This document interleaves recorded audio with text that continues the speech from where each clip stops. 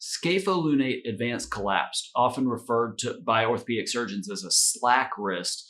It's a very specific type of wrist arthritis. In this video, I discuss how this condition occurs, but I'll also discuss why you sometimes see it in military veterans. My name is Dr. David Geier, triple board certified orthopedic surgeon, sports medicine specialist, and anti-aging and regenerative medicine expert. I help veterans by writing Nexus letters that argue that your orthopedic injuries are connected to your military training and service so you can get the compensation you deserve. Again, scapholunate advanced collapse. It's a very specific type of degenerative wrist condition marked by instability, deformity, and arthritis that gradually gets worse, and it typically involves the radiocarpal joints between the distal radius and these carpal bones at the base of your wrist and the mid-carpal bones. There's two rows of carpal bones, those areas of the wrist. And it's typically secondary to a long-term injury, a chronic dissociation between the lunate and scaphoid.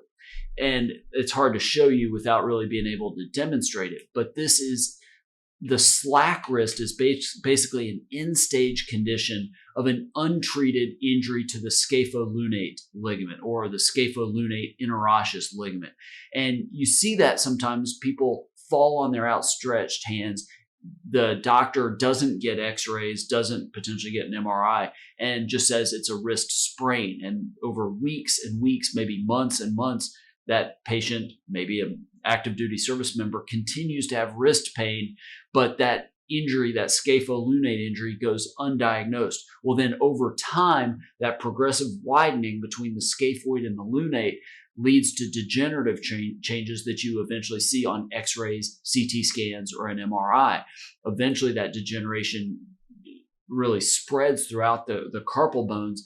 The capitate then progresses what's called proximally or up the wrist, and then you get that arthritis. Again, it's almost always the result of a traumatic injury. Very rarely, but you can see repetitive scapholunate injuries that lead to what's called an acute on chronic scapholunate injury, but it's typically high impact forced wrist dorsiflexion, a traumatic event, or high impact repetitive dorsiflexion of the wrist that's back this way over a long period of time.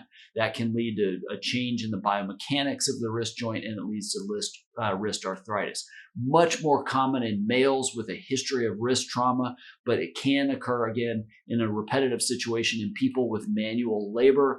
Typically, these are people that develop arthritis at a much younger age than the traditional wrist arthritis. Again, when a patient, whether it's an active duty service member or athlete or whatever, presents on a fall on an outstretched hand, the doctor really needs to think about the possibility of a scapholunate ligament injury. Get x-rays, because again, even if you get x-rays, be wary of it in the setting where there's no fracture. Consider getting an MRI, but look for widening between those bones. But it can be present in association with a distal radius fracture, so you think about it there. You think about it in the setting of a scaphoid fracture as well. Pain, very common. Pain in the wrist with heavy use. Sometimes you'll feel a clunking sensation early after a scapholunate injury, decreased range of motion, weakness with grip strength, all potentially possible. But once it's progressed to a SLAC wrist, then you're looking at basically treatment options for that. Non-surgical, you're talking about things like steroid injections. You're talking about wrist splints. You're thinking about anti-inflammatory medications if it's mild.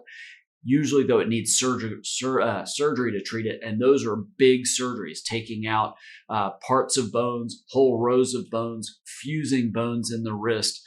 Very, very difficult problem. Now, if you're interested in learning more about the disability claims process, you can get a free copy of my new ebook, The 8 Most Common Reasons the VA Denies Service Connection for Disability Claims and How You Can Beat Them. Just click the link in the description below this video. Also, make sure to subscribe to this channel, click the bell to be notified when I release a new video. And if you're potentially interested in a Nexus letter for your injury or condition, even if it's not SLAC wrist arthritis, you can click the link in the description below and you'll learn more about working with me and working with my team. We do everything we can to make the process as simple and as quick as we can, and I really try hard to write a Nexus letter that gives you the best chance of success in your claim. Thanks for watching, and I look forward to working with you.